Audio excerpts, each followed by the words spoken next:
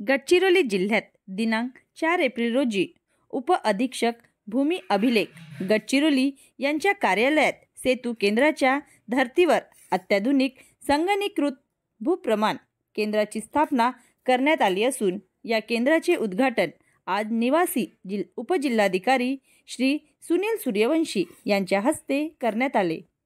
या केंद्रामार्फत नागरिकांना मिळकत पत्रिका, सातबारा, उतारा, रंगीत नकाशा तसेच अन्य आवश्यक अभिलेख शासकीय शुल्क भरून एकाच ठिकाणी सहज उपलब्ध होणार आहेत। त्यामुळे नागरिकांना विविध कार्यालयात चक्रा मारण्याची गरज भासणार नाही आणि त्यांच्या वेळेची बचत होईल। भूप्रमाण केंद्रामुळे शासकीय सेवा नागरिकांच्या अधिक जवळ गेल्या आहेत। हे केंद्र नागरिकांसाठी पारदर्शक व जलद सेवा पुरविण्यासाठी एक प्रभावी पाऊल ठरेल असे श्री सूर्यवंशी यांनी यावेळी सांगितले।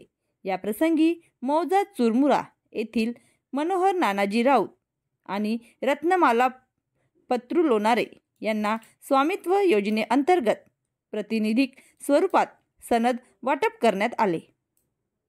कार्यक्रमाला अधीक्षक भूमी अभिलेखाच्या अधीक्षक नंदा आंबेकर, उपअधीक्षक योगेश कांबळे, जिल्हा माहिती अधिकारी गजानन जाधव तसेच भूमी अभिलेख विभागाचे अधिकारी व कर्मचारी यांची उपस्थिती होती।